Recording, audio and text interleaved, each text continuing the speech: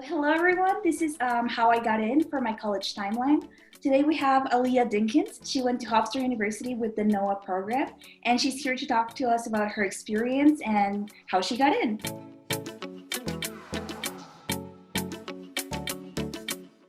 So Aliyah, tell us a little bit about yourself, what major you had, and where you are right now.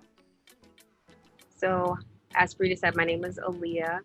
I majored in television production with a minor in creative writing. And right now I work at NBC Universal and I graduated this past May, so May 2020. How was it graduating during the COVID pandemic? It was a blessing and a curse. Um, it alleviated me from a lot of very pressing responsibilities, and I got to just take a pause and be home with my family and I guess refocus in a way.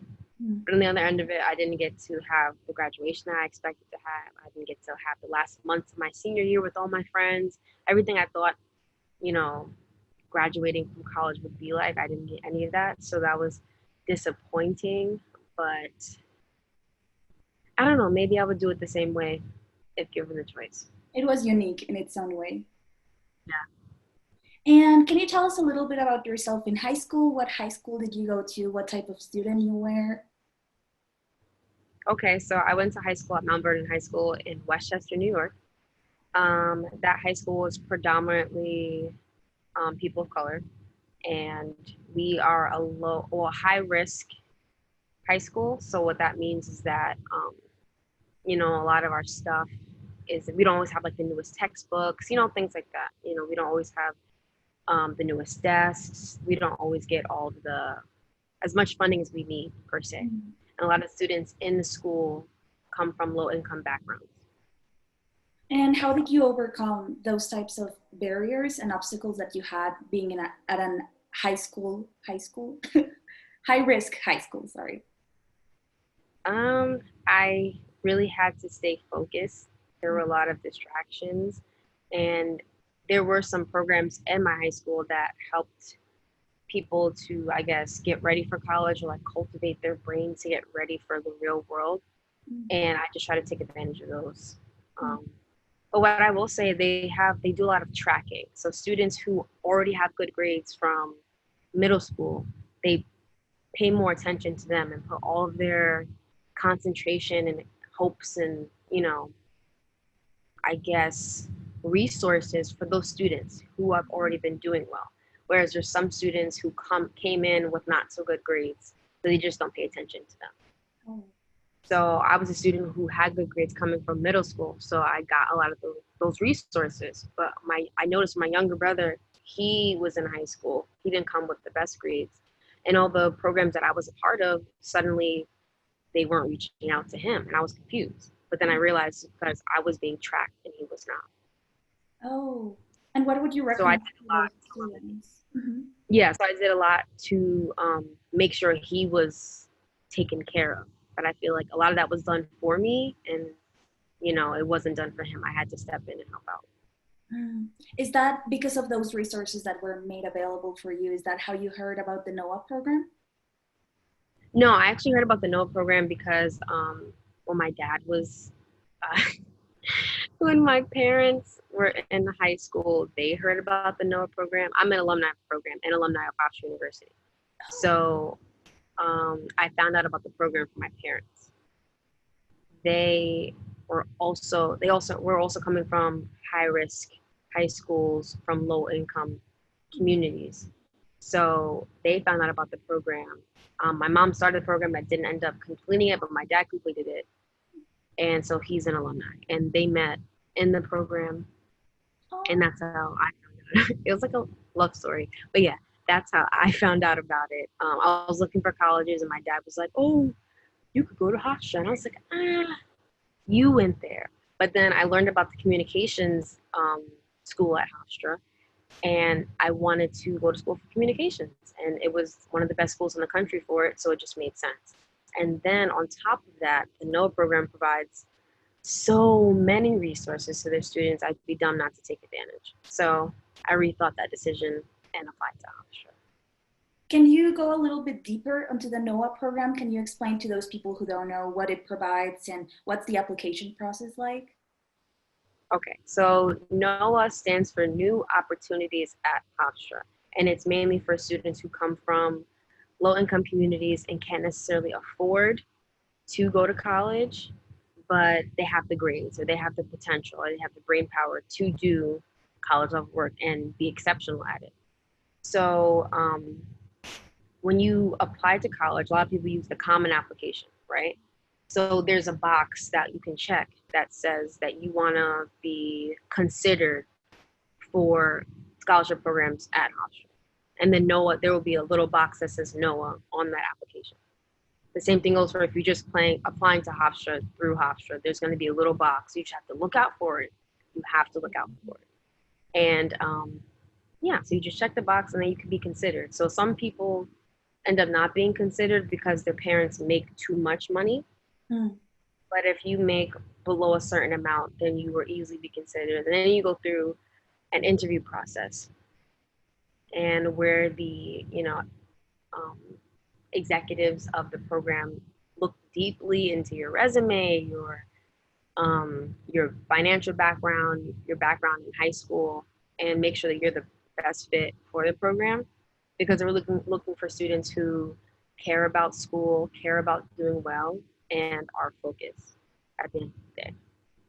So the program is open for everybody? Everybody who fall under the criteria of people who we can help. So there's some, like I said, some students who their parents make too much money, so they can't be considered, but they may have the grades, so they won't be considered. But there's students who, have the grades, don't have the money.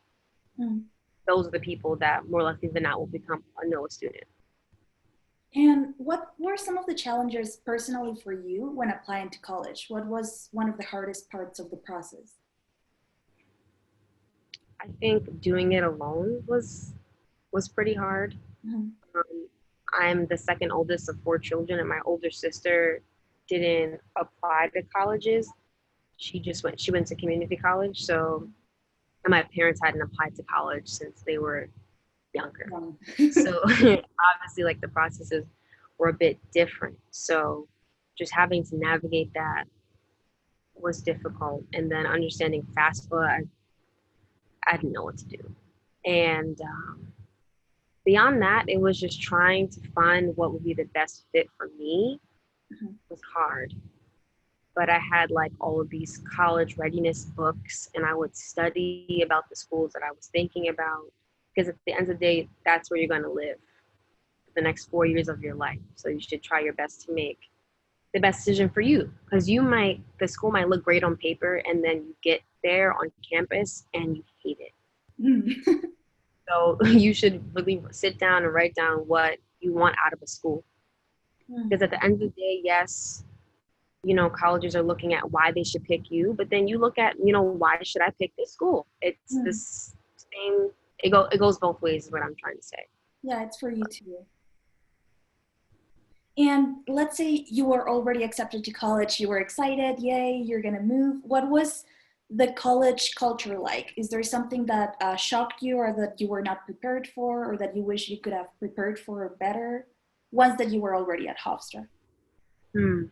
I want to say there wasn't much, because one thing that the NOAA program provides besides, the money, it's like there is a real sense of community. And I don't mean that trying to like sell the program. Like, I mean that wholeheartedly, because the people in the program and then our advisors are exceptional.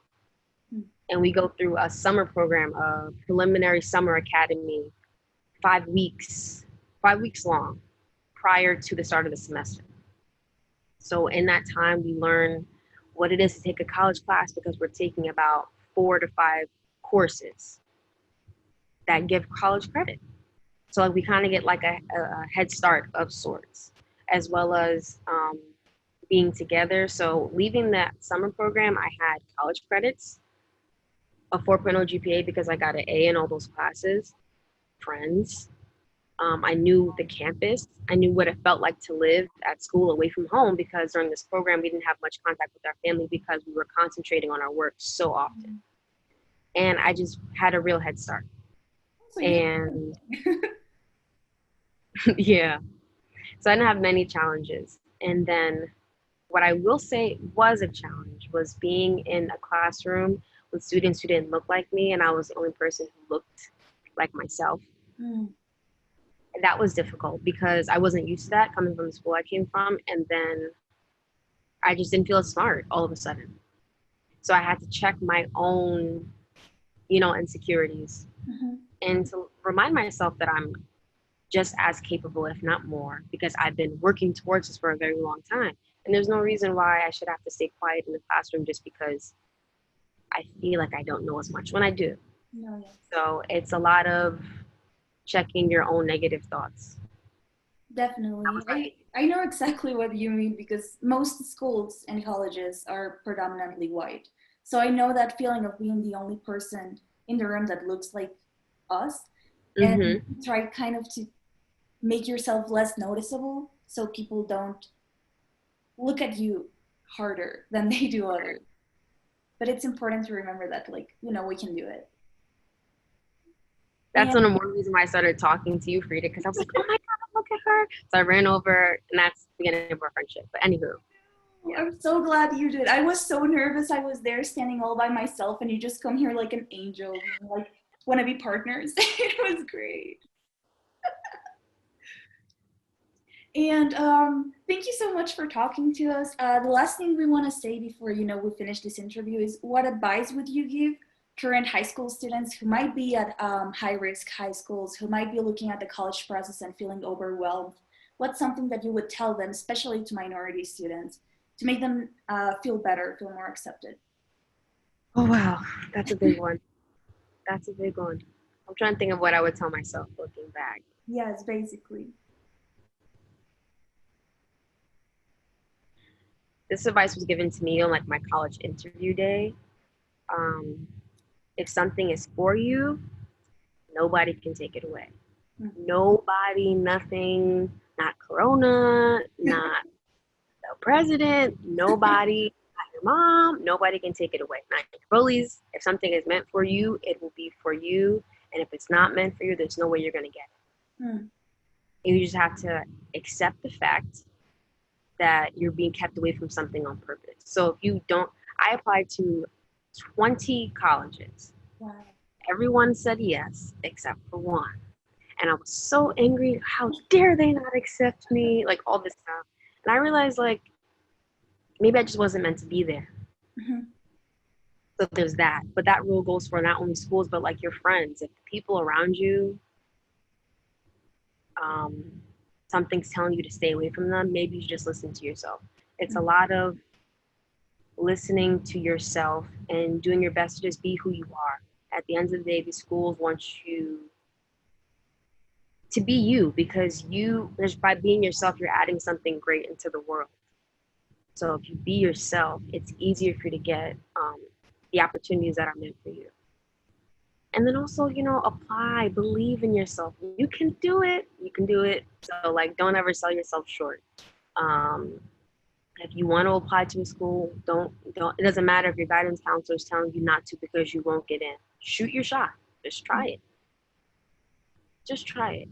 And there's resources available for students who can't pay for the application fees. There's resources available, so don't ever think that you can't, because you can't. That's how I could afford to apply to 20 schools, because my high school was funding those applications. So use the resources that are available to you.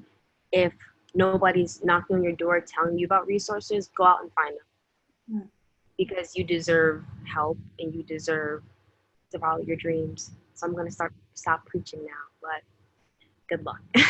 Yes, always try. That's the first step. Yeah. Well, thank you so much, Aliyah. This was great talking with you, and this was the first episode of How I Got In. Thanks, Frida. So excited. Thanks for having me.